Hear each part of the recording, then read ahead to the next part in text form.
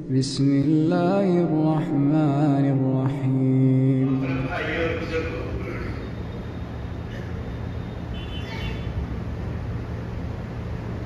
تم مہرباں ہوگے اہل زمین پر، خدا مہرباں ہوگا عرش بری پر۔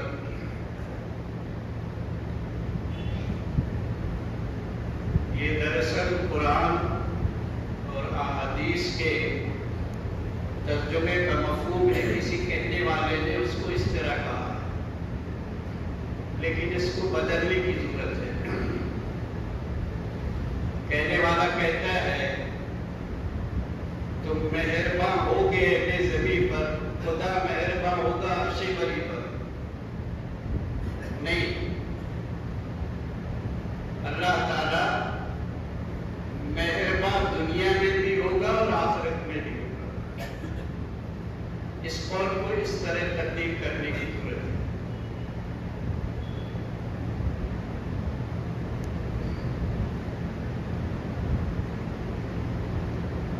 قرآن مقدس کی ایک آیت سورہ قصص سے پڑھی گئی، اس کا ترجمہ کچھ اس طرح ہے: احسن کما احسن اللہ الیک۔ اللہ نے جس طرح تم پر احسان کیا ہے، تم بھی دوسروں پر احسان کرو۔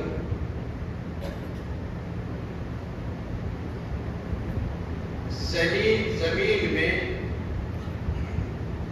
فساد نہ چاہو، اس لیے کہ اللہ تعالی فساد کرنے والوں کو پسند نہیں کرتا ہے۔ قرآن مقدس کی اس آیت کے اندر دو باتیں بتائی۔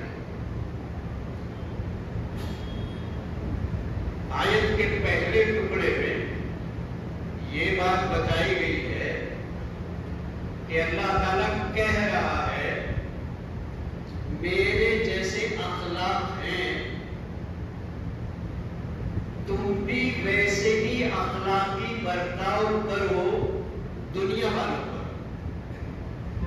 احسن کما احسن اللہ الیک۔ دوسرے حصے میں یہ بات بتائی گئی ہے فساد کو نہ چاہو۔ اگر تمہاری زندگی میں فساد پیدا ہو گیا، تم فسادی بن گئے، تو اللہ تعالیٰ فسادیوں کو پسند نہیں کرتا ہے۔ قرآن مقدس میں یہ بڑی اہم بات کہی گئی۔ اس کے دونوں پہلو بہت زیادہ تفصیل کی چاہت رکھتے ہیں۔ خطبہ جمعہ کے وقت کا لحاظ کرتے ہوئے جس قدر ممکن ہو سکتا ہے اس کو انشاءاللہ تعالی ہم بیان کریں گے۔ پہلی بات جو قرآن میں کہی گئی ہے، اللہ تعالیٰ نے یہ بات کہی ہے کہ احسن، تم احسان کرو۔ کیسے احسان کرو؟ جیسے اللہ تعالیٰ نے تم پر احسان کیا ہے۔ ایک پہلو یہ،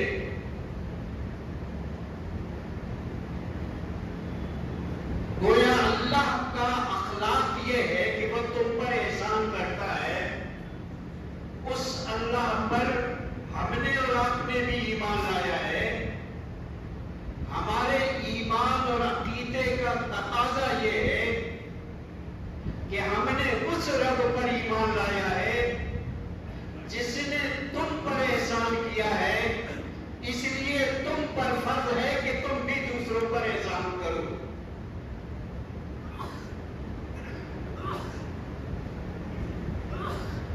اللہ کے احسان کو اگر ہم تلاش کریں گے، یعنی ایک ایمان اور عقیدے کی بات یہاں بیان کی گئی ہے اس کی تفصیل سے پہلے ہم یہ کہتے ہیں کہ آپ کے دل میں ایمان ہے، میرے دل میں ایمان ہے، نہیں اس کے دل میں ایمان نہیں ہے، میرے دل میں ایمان ہے، اس کے دل میں ایمان نہیں ہے، اس کے دل میں ایمان ہے، میرے دل میں ایمان نہیں ہے۔ ایمان دراصل اسلام کا نام نہیں ہے، اسلام زبانی اظہار کو کہتے ہیں۔ ایمان جب اس کا تعلق دل سے ہو تو اس کا اظہار ضروری ہے، وہ دکھنا چاہیے، وہ ظہور اس کا ہونا چاہیے ایمان کا۔ اب ہمارے دل میں ایمان ہے یا نہیں، اس کو ہم کیسے جانچیں گے، کیسے دیکھیں گے، اس کو کیسے پرکھیں گے؟ میں تو دوسرے کے ایمان کے بارے میں فیصلہ نہیں کر سکتا، بظاہر اعمال کی تو بات ایک الگ ہے، لیکن ایمانیات کے تقاضے بہت سارے ایسے ہوتے ہیں جو دل سے ہی متعلق ہوتے ہیں۔ تو میں یا آپ اپنے ایمان کو کیسا چیک کریں گے، کس طرح چیک کریں گے کہ میرے دل میں ایمان ہے؟ اور جس دل میں اللہ کی توحید کے بعد ذرہ برابر بھی ایمان ہوگا، اس پر جہنم کی آگ حرام ہے، جہنم کی آگ اس پر حرام ہے۔ اور جس انسان کے اندر اللہ کی توحید ہوگی، اللہ کا ایمان ہوگا، وہ جنت کا حقدار ہوگا۔ تو ہم جہنم کے مستحق ہیں یا جنت کے حقدار ہیں؟ ہمیں دنیا میں چیک کرنا پڑے گا نا، کیسے ہے؟ ہمیں تو معلوم ہونا، ہمیں تو اپنا محاسبہ کرنا ہے نا، ہم کیسے جنت کے حقدار ہیں؟ ہمارا ایمان ہے کہ نہیں ہمارے دل میں؟ اس کو چیک کیسے کریں گے؟ ہم دیکھیں گے کیسا، کیسے نظر آئے گا؟ یہ کوئی غیب کی چیز تو ہے نہیں، ہر آدمی دیکھے گا، اس کو دکھتا ہے، وہ ڈھکی چیزی چیز نہیں ہے کہ پردے کی کوئی چیز ہے، وہ دکھتی ہے، وہ دکھنا چاہیے۔ تو میرے بھائی اور بزرگوں، قرآن مقدس میں قرآن کے مطالعے کے بعد نبی کریم صلی اللہ علیہ وسلم کی احادیث کے مطالعے کے بعد پتہ چلتا ہے کہ کم از کم دو چیزیں تو ہونی چاہیے ایمان کے اظہار کے لیے۔ یعنی کوئی کام کرتے ہیں تو آپ کے سامنے اس کا نفع یا نقصان آتا ہے، ورزش کریں گے تو آپ کا جسم طاقتور ہوتا ہے، دوائیں کھائیں گے تو صحت ہوگی، کھیتی کریں گے تو فصل آئے گی، درخت لگائیں گے تو پھل آئے گا، یعنی نتیجہ سامنے آنا چاہیے۔ صبح سے آپ دکان میں بیٹھے ہیں، شام تک کوئی نہ کوئی رزلٹ آپ کے سامنے تو آئے گا۔ وہ ہر آدمی دیکھتا ہے اپنی دکان کا رزلٹ، اپنے کاروبار کا نتیجہ۔ ہم اپنے ایمان کو کیسے چیک کریں، یہ کیسے دیکھیں گے ہم؟ تو دین کے دو مطالبے ہیں، دین کے دو مطالبے ہیں۔ ایک بندے کا تعلق اپنے رب سے ہے، دین کا ایک حصہ یہ ہے۔ دین کا دوسرا حصہ یہ ہے کہ بندے کا تعلق بندے کے ساتھ ہے۔ یہاں پہ چیک کریں گے آپ اپنے ایمان، یہاں پر چیک کرنا۔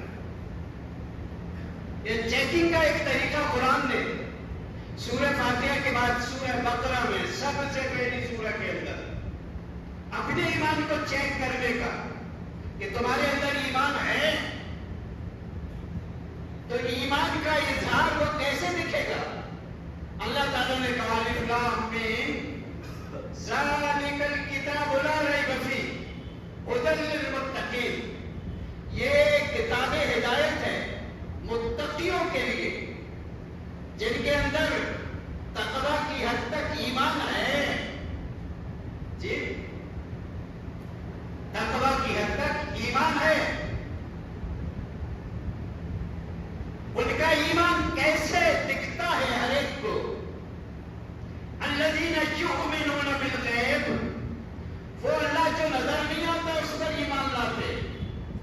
یہ بہت بڑی بات ہے کہ اللہ نظر نہیں آتا، لیکن ہمارا ایمان ہے اس پر۔ ایمان کے اس عقیدے کے بعد اس کا اظہار اگر ہماری زندگی میں نہیں ہے، ہمیں اپنے ایمان کو چیک کرنے کی ضرورت ہے، چیک کرنے کی ضرورت ہے۔ وہ کسوٹی کیا ہے؟ وَيُقِيمُونَ الصَّلَاةَ، کم از کم اس کی زندگی میں نماز ہوگی۔ یہ پہلا چیک پوسٹ ہے، اس کی زندگی میں کیا ہوگی؟ نماز ہوگی۔ ایمان اور نماز کا چولی دامن کا ساتھ ہے۔ مومن اگر ہے تو نماز غائب نہیں ہو سکتی اس کی زندگی میں، ایمان اگر ہے تو نماز قائم ہوگی۔ نماز پڑھنا بھی کہا ہے، یقیمون الصلاۃ، نماز کو قائم رکھتے، نماز پر قائم رکھتے۔ پہلا چیک پوسٹ۔ دوسرا، وَمِمَّا رَزَقْنَاهُمْ يُنْفِقُونَ، اپنے ایمان کو دیکھتے ہو تو اللہ نے تمہیں جو کچھ بخشا ہے، جو کچھ بخشا ہے، جو کچھ دیا ہے، جو کچھ تمہارے پاس پونجی ہے، اس کو خرچ کرتے ہیں۔ وَمِمَّا رَزَقْنَاهُمْ يُنْفِقُونَ، اس کو خرچ کرتے ہیں۔ آپ چیک کر رہے ہیں اپنے ایمان کو، یہ دو چیزیں ہیں کہ نہیں؟ اب یہ خرچ کرنا ہے کیا؟ نماز تو سمجھ گیا کہ یہ ہمارے ایمان کا اظہار ہے، یعنی اگر آپ دکان کے کاؤنٹر میں بیٹھے، سامنے نفع یا نقصان آئے گا، مومن ہے تو آپ کی زندگی میں نماز ہوگی، اور اگر ایمان نہیں ہے تو نماز غائب ہوگی۔ تم عبداللہ عبدالرحمان لاکھ ہوا کرو، لسٹ میں تمہارا نام مسلمان میں ہوگا، محلے میں تمہارا نام، تمہارا باپ دادا، تمہارے ابا اماں ہوں گے مسلم، لیکن تمہارے ایمان کی پہچان یہ ہے، who are you، آپ کون ہیں، یہ پہچان ہے آپ کہ آپ کی زندگی میں نماز ہو۔ دوسرا، وَمِمَّا رَزَقْنَاهُمْ يُنْفِقُونَ، اللہ رب العزت نے جو کچھ بخشا ہے اس کو، وہ صرف اپنی ذات تک اس کو محدود نہیں کیے ہوئے۔ اگر وہ بخشی ہوئی چیز دوسروں تک پہنچ رہی ہے تو تم ایمان کے حقدار ہو، جنت کے حقدار ہو، وگرنہ نماز غائب ہے، اور جو اللہ نے تمہیں رزق دے رکھا ہے اس کو دوسروں پر خرچ نہیں کرتے ہو، دوسروں پر مہربانیاں نہیں کرتے ہو، صرف اپنی ذات کے لیے ہے، تو سمجھو تمہارے پاس ایمان نہیں۔ یہ دو ہے، یہ دو چیزیں اپنے ایمان کو چیک کر لیں۔ آگے بڑھتے پیچھے چلے جائیے، پچھلے دو جمعوں میں ہم نے بندے کا تعلق بندے کے ساتھ ہو، یہ ہمارا موضوع ہے، اس لیے یہ ذکر ہم نے ذکر کر دیا۔ جب بندے کا تعلق بندے کے ساتھ ہو، یہ ہمارے ایمانیات کا، ہمارے اسلام کا، ہمارے دین کا آدھا حصہ ہے۔ آدھا حصہ بندے کا تعلق بندے کے ساتھ عبادات کی شکل میں ظاہر ہوتا ہے، اور جب بندے کا تعلق بندے کے ساتھ ہوتا ہے تو وہ زندگی ہے جہاں ایمان ہمیں دیکھنا ہے، ڈھونڈنا ہے۔ وہاں ہمارا ایمان ہے کہ نہیں؟ یہ دین ہمارا انہیں دو حصوں میں تقسیم ہے، یہاں نظر آئے گا، ہر ایک کو نظر آئے گا۔ اگر وہ اس پر قائم ہے تو اسی بات کو قرآن مقدس کی اس آیت کے اندر اللہ رب العزت نے نماز کے ساتھ حسن برتاؤ کا ذکر، جو کچھ اللہ نے تمہیں دیا ہے وہ تم دوسروں پر خرچ کرتے ہو، یعنی حسن برتاؤ کرتے ہو، حسن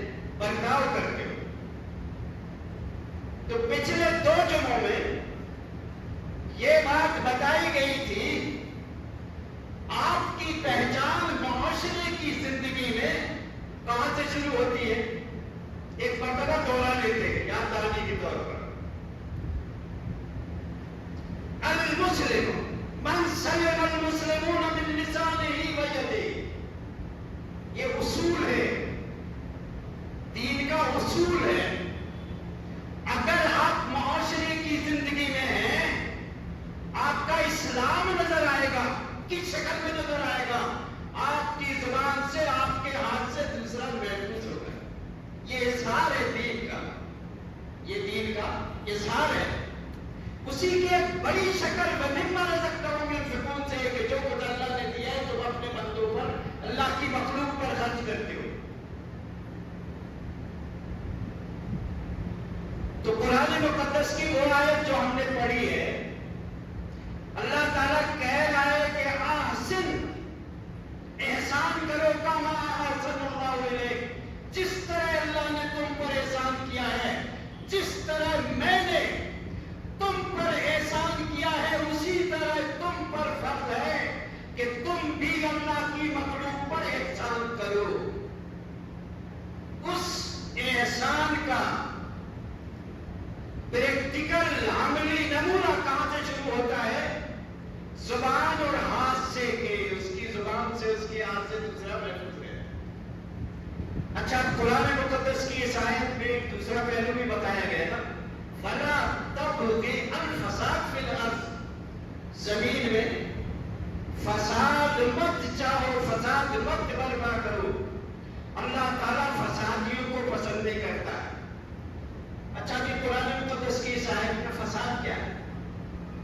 فساد یہ نہیں ہے کہ آپ ٹولی کی شکل میں کسی پر جبر کر رہے، کسی کو مار رہے، سڑکوں پر نکل کر ہنگامہ کر رہے، کسی کا قتل کر رہے، کسی کا مرڈر کر رہے، کسی کی چوری کر رہے، یہی فساد نہیں۔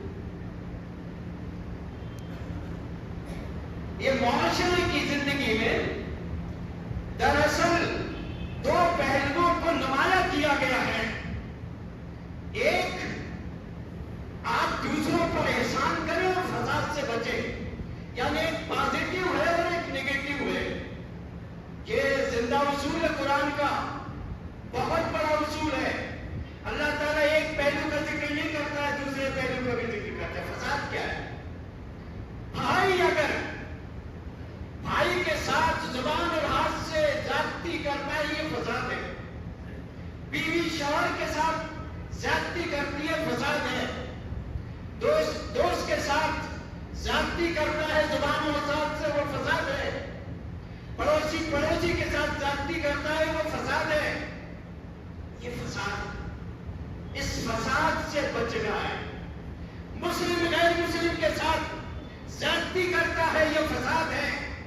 ایک فرقہ دوسرے فرقے کے ساتھ زیادتی کرتا ہے، یہ فساد ہے۔ فساد کی اجازت نہیں ہے۔ آپ کو اپنی بات کہنے کا حق ہے، فساد کی اجازت نہیں ہے۔ اس کی اگر ہم تفصیل میں جائیں گے تو بہت لمبا چلے جائیں گے، لیکن یہاں اشارہ سامنے رکھیے۔ فساد قرآن مقدس کی اس آیت کے اندر 2 پہلو بیان کیے گئے ہیں۔ ایک، احسان کرو، حسن سلوک کرو۔ دوسرا ہے فساد مت برپا کرو، یعنی دوسرے پر زیادتی مت کرو۔ آگے بڑھتے، آپ کی آئیڈینٹی، آپ کی پہچان، آپ کا پریچے یہ ہے، کم از کم جس طرح ادھر ایمانیات میں کم از کم یہ ہے کہ اگر آپ کے پاس ایمان ہے تو آپ کے یہاں نماز ہوگی، اور اگر معاشرے کی زندگی میں اگر ہے تو کم از کم اتنا ہوگا اپنی زبان سے، اپنے ہاتھ سے دوسرے کو تکلیف نہیں دینا ہے۔ یہاں سے اسلام کی شروعات ہوتی ہے۔ لیکن اسلام صرف اتنا نہیں ہے جی، وہ کہتا ہے احب لغیرہ ما تحب لنفسہ، ایک قدم آگے بڑھ کے کہتا ہے جو چیز اپنے لیے پسند کرتے ہو وہ دوسرے کے لیے بھی پسند کرو، اور جو چیز اپنے لیے ناپسند کرتے ہو وہ دوسرے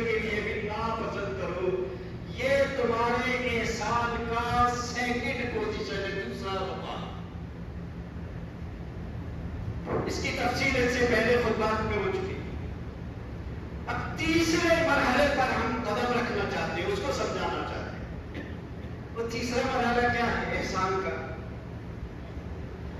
وہ تیسرا مرحلہ یہ ہے، قرآن نے ان کو ان الفاظ کے ساتھ بیان کیا ہے، وَيُؤْثِرُونَ عَلَىٰ أَنفُسِهِمْ وَلَوْ كَانَ بِهِمْ خَصَاصَةٌ.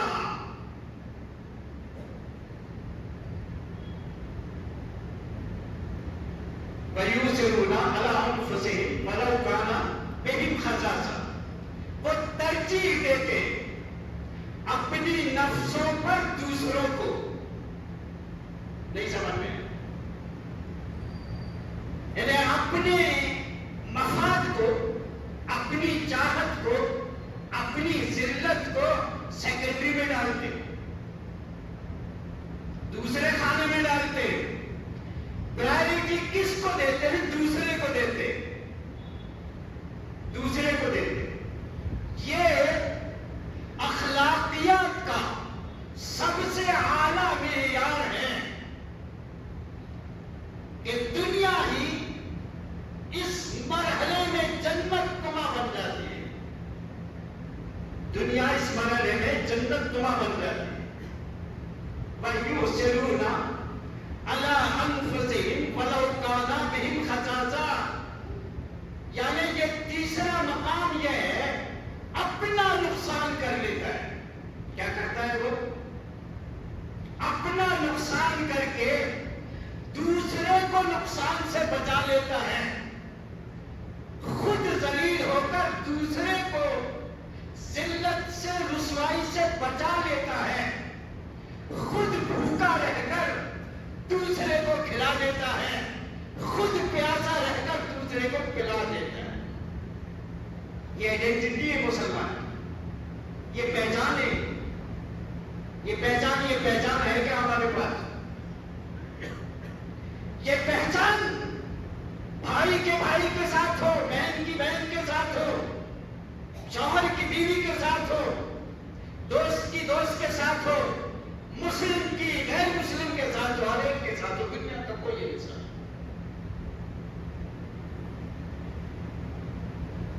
اپنے آپ کو مصیبت میں ڈال کر دوسروں کو مصیبت سے بچا لیتا ہے. یہ پیمانہ بیان کیا یہ قرآن نے. یہ ایمان چیک کریں، ہم زبان و ہاتھ سے چیک کریں، پھر دل میں چیک کریں. دل میں کیا ہے؟ اس مقام کو چیک کریں. کیا ایسا بھی مرحلہ اور موقع آتا ہے کسی دوسرے انسان کے لیے ہم خسارہ اٹھا کر دوسرے کو خسارے سے بچا لیتے ہیں؟ یہ چند جملے، اس کی تشریح بہت لمبی ہے، اس کو دور تک سمجھنے کی ضرورت ہے، دور تک سمجھنے کی ضرورت ہے. یہ ایمانیات کا حصہ ہے. معاشرے کی زندگی میں، معاشرتی زندگی میں صرف نماز عبادت، نماز دین نہیں ہے، روزہ دین نہیں ہے، زکات دین نہیں ہے، حج دین نہیں، یہ بھی دین ہے. لیکن اس دین کے ساتھ، اس نماز کے ساتھ، اس روزے کے ساتھ، اس حج کے بعد، اس زکات کے بعد معاشرے کی زندگی میں یہ اصول ہمارے یہاں آئے گے. میں آپ سے کوئی کہانی قصہ تو نہیں بیان کر رہی جی. اسی کو قرآن مقدس میں اللہ رب العزت نے کہا رحماء بینہم، وہ آپس میں انتہائی مہربان ہیں. رحم کا لفظ استعمال کیا ہے. اور یہ بات یاد رکھو اور یاد رکھنے کی ہے، اللہ نے اپنی پہچان بتانے کے لیے اور کسی مسئلے سے پہلے پہچان نہیں بتائی ہے. وہ پہچان کیا ہے اللہ کی؟ اللہ کہتا ہے میں الرحمن اور الرحیم ہوں. باقی سارے مسئلے بعد میں، سارے مسئلے بعد میں، سارے مسئلے بعد میں. یہ اللہ کی پہچان ہے. بسم اللہ پڑھے نا جی آپ، بسم اللہ پڑھے، اللہ نے اپنا تعارف کرایا ہے، اللہ اس میں ذات ہے، اس کے بعد اللہ نے اپنا انٹروڈکشن کرایا ہے، میں الرحمن الرحیم ہوں، میرا ذات، مجھے ذاتی طور پر میں الرحمن الرحیم ہوں، اور میں نے رحم کو پیدا بھی کیا ہے۔ دونوں باتیں، اللہ تعالیٰ بذات خود الرحمن الرحیم ہے اور میں نے رحم کو پیدا بھی کیا ہے۔ تو اب قرآن مقدس کی اس آیت کو آپ سامنے رکھیے، اللہ تعالیٰ کیا کہہ رہا ہے؟ احسن کما احسن اللہ الیک۔ تو اللہ تعالیٰ نے بندوں کے ساتھ سب سے پہلے جو اخلاقی برتاؤ کیا ہے، وہ کون سا برتاؤ کیا ہے؟ وہ اللہ کی رحمت کر کے، اللہ کی رحم کر کے۔ تو اللہ نے رحم کیا ہے تو تم پر بھی فرض ہے کہ تم رحم کرو۔ اب اللہ کے رحم کی داستانیں کتنی ہیں، تو تھوڑا سا اس کو ایسا پڑھ لیتے ہیں۔ اگر اللہ کے انعامات اور اللہ کے احسانات کا ذکر کرنا چاہو، سارے سمندروں کی سیاہی بنا لیں، سارے درختوں کی قلمیں بنا لیں، اور اللہ کے احسانات کو گننا شمار کرے تو یہ سمندر کی سیاہیاں ختم ہو جائیں گی اور قلمیں ٹوٹ کر کے، لکھ کر کے کھنچ جائیں، پھر بھی اللہ کے احسانات آپ گن نہیں سکتے۔ اس پس منظر میں دیکھنا چاہیے اللہ، اتنا وسیع اخلاق اللہ رب العزت کا، وہ اللہ اپنے بندوں سے کہہ رہا ہے میں جس طرح محسن ہوں اسی طرح ہر مومن و مسلمان کو رحمان و رحیم ہونا چاہیے۔ اس لیے اس نے جب اپنے آخری پیغمبر کو بھیجا، اس کی سب سے بڑی علامت بتا کر کے بھیجا، رحمت للعالمین۔ اور کائنات میں جتنی کتابیں نازل کی گئی ان کو ہدایت کے ساتھ رحم بھی کہا، مجرد ہدایت نہیں رہ پائی۔ یہ زندگی میں ہمارا دکھتا ہے، یہ رحم کیا ہے؟ عوض کا مطلب نہیں ہے کہ آپ نے ایک گلاس پانی دوسرے کو پلایا، دوسرے نے بھی جواب میں آپ کو ایک گلاس پانی، یہ رحم نہیں۔ جس کے اندر کوئی معاوضہ نہ ہو، کوئی بدلے کی توقع نہ ہو، محض اللہ نے انعام کے طور پر دیا ہو۔ اگر اللہ کے انعامات کا ذکر کریں تو وہ تو ہو ہی نہیں سکتا۔ تو میرے بھائی اور بزرگوں، ہماری معاشرتی زندگی کا یہ جو تیسرا مقام ہے، یہ مقام کو ہمیں ڈھونڈنا اپنی زندگیوں میں ہے کہ نہیں، یہ بھی دیکھنا ہوگا میں روز اپنی زبان اور ہاتھ سے کس کس کو تکلیف دیتا ہوں، کس کس کو پریشان کرتا ہوں، اور یہ بھی دیکھنا ہوگا کس کس کے ساتھ حسن سلوک کیا ہے۔ اور زمانہ تو اب تو بہت آگے بڑھ گئی، اگر آپ کسی کے ساتھ احسان کرنا چاہو نا تو ایسے انسان بھی اب کم ہو گئے جس پر آپ احسان کر سکتے، ڈھونڈ کے بھی نہیں ملتے، ڈھونڈنے سے بھی نہیں ملتے ہیں وہ۔ اور جس طرح آپ اللہ کی عبادت کر کے، نماز پڑھ کے، روزہ رکھ کر، زکات دے کر، حج کر کے ایمان کی لذت محسوس کرتے ہو، اسی طرح جب تمہارا ایمان اس بابت زندہ ہوگا تو اپنی زبان سے، اپنے ہاتھ سے دوسرے کو تکلیف نہیں دے گا اور شکر کرے گا، اللہ تو نے آج مجھے کسی انسان کو کم از کم اپنی زبان اور ہاتھ سے تو محفوظ رکھا، اور آگے قدم بڑھائے گا تو کہے گا میں جو چاہتا تھا میرے بھائی کے لیے بھی مل جائے۔ ایک قدم اور آگے بڑھایا، کہا ارے ہے کیسا ہوگا، میں بھوکا رہ جاؤں دوسرا بھوکا نہ رہے، میں ننگا رہ جاؤں دوسرا ننگا نہ رہے، میں ذلیل ہو جاؤں دوسرے کی عزت بچ جائے۔ یہ دکھتا ہے ہماری زندگی میں، نظر آتا ہے۔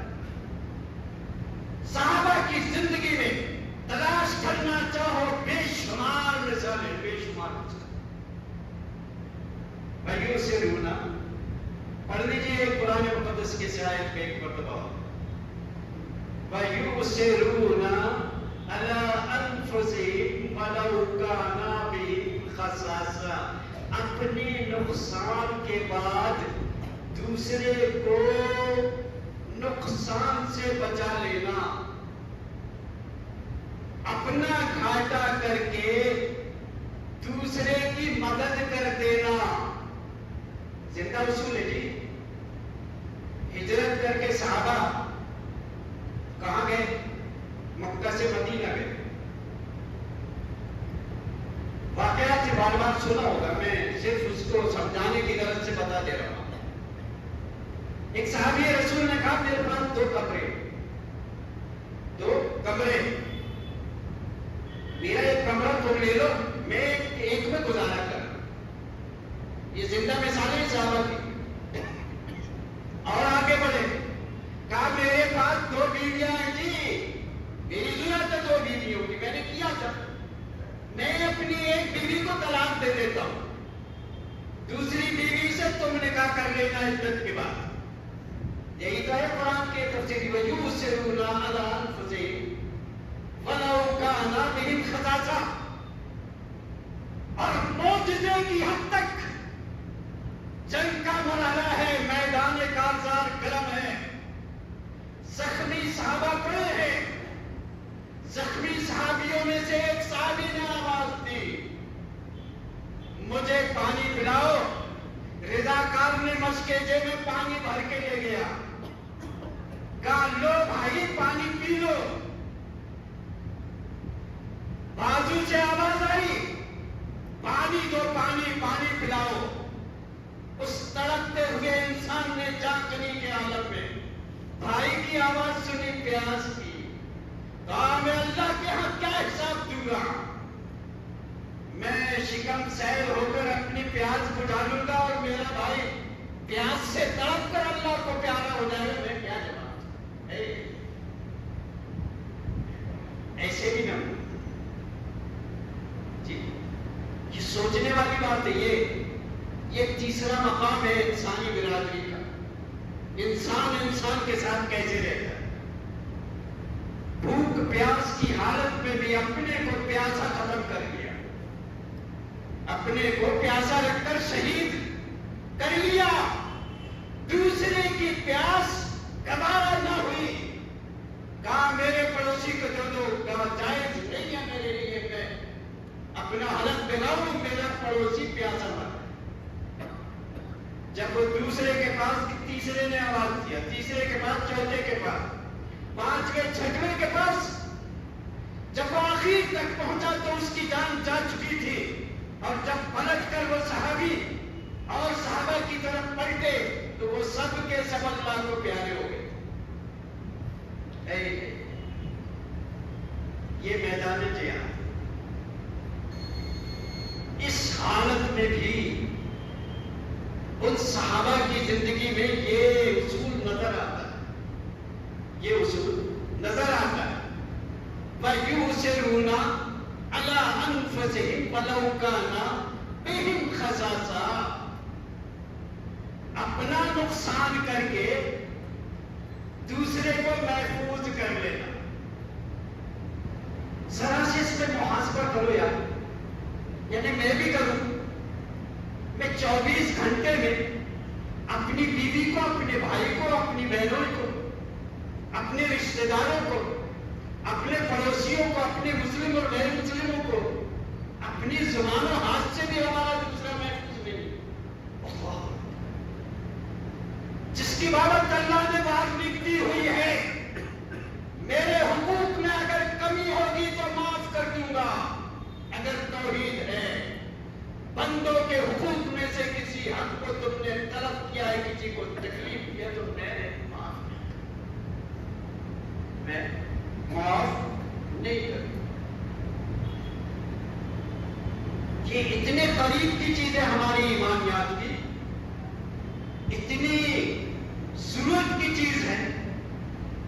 थोड़ा सा आदमी मुतजस्सिस हो जाए, थोड़ा सा एहसास हो जाए अपने जज्बात का, अपने ईमान का, कि ये चीजें भी नमाज की तरह, کی طرح میری زندگی میں فرض ہے۔ مجھ کو منع کیا گیا ہے فساد سے۔ فساد کا مطلب یہ ہے اللہ کے حقوق میں سے کسی حق کو طلب کرنا، یہ بھی فساد ہے۔ بندوں کے حقوق میں سے کسی حق کو طلب کرنا اور نقصان پہنچانا، یہ بھی فساد ہے، یہ بھی فساد ہے۔ کم از کم ہم کسی کا بھلا نہیں کرتے ہیں تو یہاں تو کھڑے رہنا چاہیے۔ ہمارا ایمان ہم سے سوال کرے، میں کسی کا بھلا نہیں کر سکتا ہوں، کسی کا نقصان بھی تو نہ کروں یار۔ اور نقصان کرے گا، دوسرے کا نقصان ہو کہ نہ ہو، لیکن تیرا تو نقصان ہو گیا، تیرا تو نقصان ہو گیا آخرت میں۔ اور ممکن ہے اس کی سزا تجھے دنیا میں بھی ملے۔ اور اللہ کا فیصلہ ہے قرآن مقدس میں اور احادیث مبارکہ میں، ارحم من فی الارض، اہل زمین پر مہربانی کرو، عرش والا تم پر مہربانی کرے۔ صرف عرش پر مہربانی نہیں، زمین پر تم اہل زمین پر مہربانی کرو، عرش والا تم پر مہربانی کرے گا، دنیا میں بھی مہربانی کرے گا، آخرت میں بھی مہربانی۔ یہ مسلمہ اصول ہے۔ تو میرے بھائی اور بزرگوں، تو دین کو سمجھنے کی ضرورت ہے۔ دین کو ایک حصہ عبادات کا ہے جو اللہ کے حقوق میں یہ فرض ہے، اور دوسرا فرض ہماری معاشرتی زندگی میں کہ ہمارا برتاؤ، ہمارا اخلاق، ہمارا ویوہار دوسرے کے ساتھ کیسا ہونا چاہیے۔ اللہ رب العزت سے دعا ہے کہ پروردگار عالم ہمیں اللہ کا حقوق، اللہ کے حقوق ادا کرنے والا بنا دے، اور بندوں کے حقوق کو بھی ادا کرنے کی ہمیں توفیق دے۔ آمین۔ وآخر دعوانا ان الحمد للہ رب العالمین۔